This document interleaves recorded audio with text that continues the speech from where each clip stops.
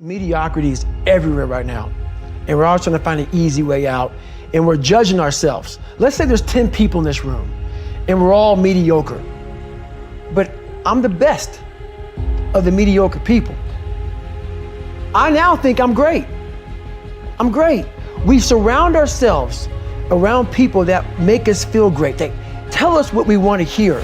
The second we put ourselves amongst the uncommon people, we don't like that feeling, that challenging feeling of that person who's waking up at 3:30 in the morning and say, hey, put your shit on, we're going for a run. We don't like that challenge. We like that person who says, hey, you know what, man, I don't feel good today, man. And they say, oh, it's okay, brother. We'll take a day off, man, we'll get a pizza and watch the game. We like that. We love that feeling. Why? Because you understand, man, we're good, bro. We don't want that like this. Hey, man, no, bro. Get your shit on, man. Stop being a punk. We don't want that in our lives. We don't want that person who's constantly challenging our weaknesses. We want that person who's constantly, making us feel nice and good and secure in ours. That's the mediocrity of life. We want to be the best amongst the average people. People wonder, how do you stay hungry all the time? Because after I accomplish something, I don't sit back like a lot of guys who graduate buds, graduate this, graduate that. They get comfortable. They wonder why I'm getting weak, man. I don't know, I lost my edge. What's going on? Because once you hit the top of the mountain, guess what happened? I'm good, so you wonder why you're falling down now. Because once you reach the top of the mountain, you gotta build another one. That's mediocrity. There's a lot of people in mediocrity who have a nice resume, but they're one-timers, man. They hit a one-time deal, they busted it open, got a lot of money, but they're good. You're mediocre now, man. What are you doing today, tomorrow, the next day? That's why I don't listen to theorists. I don't listen to all that bullshit. I listen to them who's like this, man. What's wrong, man? I'm tired, dude. Why are you tired? Because tomorrow, I gotta do the shit again, man. Whatever the shit is that made me nauseous and sick to my stomach, it made me hurt, there's no ending. And that's the person I listen to. That's the person who's gained knowledge. You gain knowledge through suffering. And on the other end of suffering is a world that very few have ever seen. It's a beautiful world, because that's where you find yourself. You don't find yourself in over here. You find yourself on the other end. Like the 100-mile race I was on, I ran it for 24 hours. I found myself on the other end of that race. That 19 hours, I found, wow, there's a whole nother world out here that I've never even saw, but the world's in your mind. And that's what all that mediocrity is about. Mediocrity is contagious. Most people live their whole lives without ever contemplating what it means to be great. They put all the greats on a pedestal, but think of themselves as mere mortals. And that's exactly why greatness eludes them.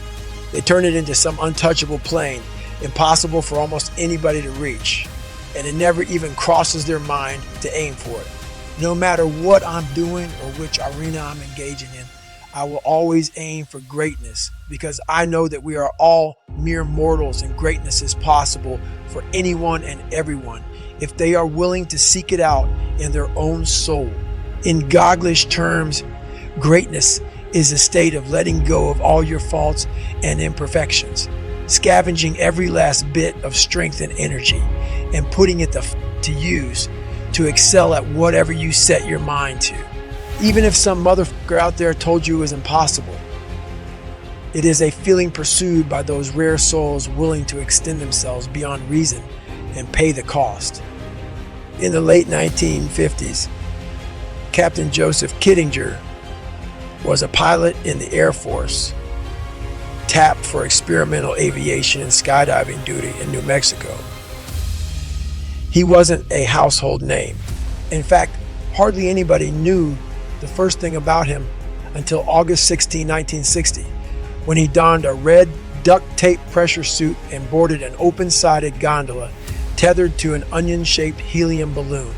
He flew that rig nearly 20 miles high until he reached the thin atmospheric line where everything goes from blue to black. He traveled to a place where the horizon did not exist. He was above and beyond all previously known limitations. Suspended at 102,800 feet, he unclipped his harness and stepped into space. His free fall lasted nearly 5 minutes. His maximum velocity was 614 miles per hour. He plummeted over 80,000 vertical feet before his primary chute opened. This was no Red Bull sponsored party. It wasn't a television show. Kittinger wasn't an entertainer. He was an explorer, a seeker of a new realm for the world. His flight and his jump helped make manned space flight possible.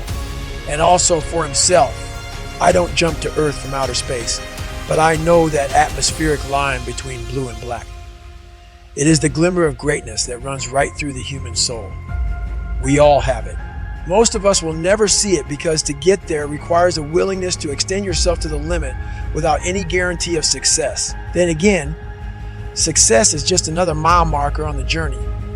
Landing the jump and walking away while lighting a cigarette as if it were a typical day on the job made Kittinger look cool.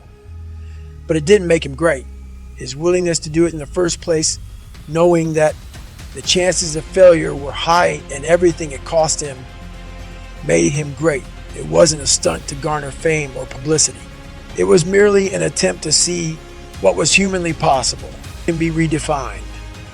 Never doubt that we can redefine ourselves. It can feel impossible at times because we live in a world filled with arbitrary boundaries and fixed social lines that are as thick as the walls around a fortress. Worse, we allow those walls to limit us in too many ways. The brainwashing starts early, and it starts at home.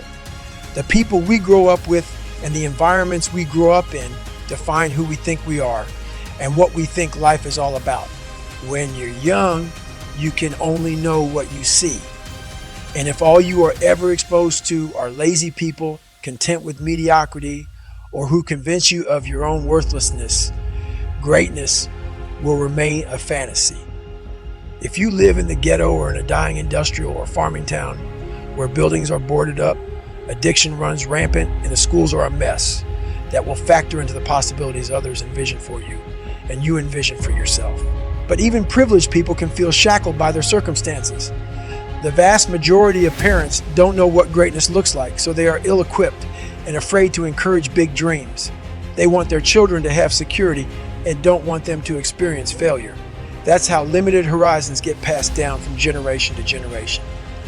Should we really be surprised that almost everybody has a knack for twisting their story to work against themselves? I hear it all the time. Privileged kids say, "I have too much, so I cannot develop the skills that you have." The kid that came from nothing will tell me, "I don't have enough.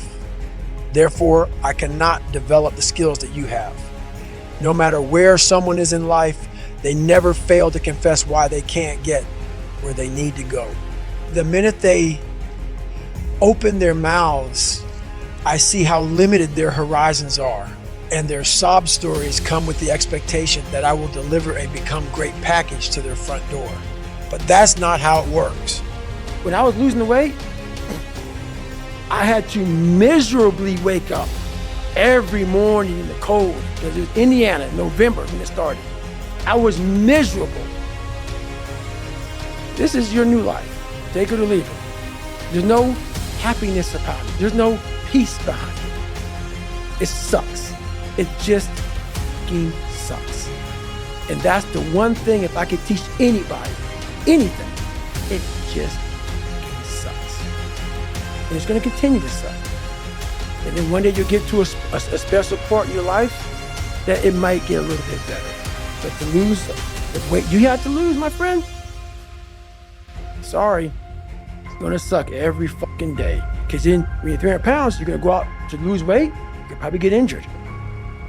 So then you gotta work on the injury, and then you get even more depressed. This is what I went through. And then you're hungry because now you're depressed. It's just a vicious cycle. And if you're not strong mentally, and you have no willpower, you're gonna continue falling back in this hole versus the man that sits back and goes, "All right, motherfucker." This is why I cuss, because this is what is in me. This is what it took for me to be me. Sorry, it didn't take, "Hey, okay, we're gonna do this today." No, this really sucks. This is real, dude.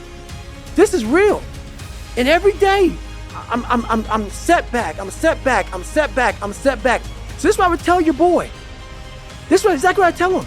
Every day you wake up, you're gonna probably be set back for the first 4 weeks before you lose to significant weight because of the mind is gonna be with you the whole time. There's no dopamine. There's no dopamine in there at 300 pounds. You got nothing. Your hormones are shot. You have to envision something that is more powerful than you. Something has to get you out of bed. And you have to create it. It has to be false. Because you're not it. You're a fat piece of shit. And that's the reality of it. So you have to create a false reality to live in that just to get to work on yourself. That's the reality. If I had to choose one pervasive mentality in today's culture that I would deem the most dangerous, I would select the victim mentality. Playing the role of the victim means pointing the finger at someone or something outside yourself for things that are going wrong in your own life. This has to do with something called your locus of control. Someone who has an internal locus of control believes that he or she can influence events and their outcomes, but someone with an external locus of control blames outside forces, other people, circumstances, or even fate for everything.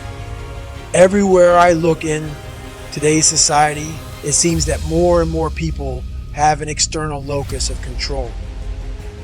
For example, if someone is having trouble getting a job and they blame it on the current political or economic landscape, they are demonstrating an external locus of control.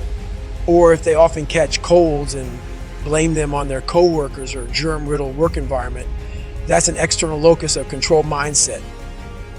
Another one is when someone is constantly in debt and they blame inflation or the high cost of living rather than taking responsibility for their own financial planning and budgeting. If someone goes through a divorce or bad breakup and is still in pain 5 years later and blaming it on the ex, that's an external locus of control. Essentially, we are choosing to have an external locus of control anytime that we are pointing the finger away from ourselves for anything going on in our life. Here's the problem with this.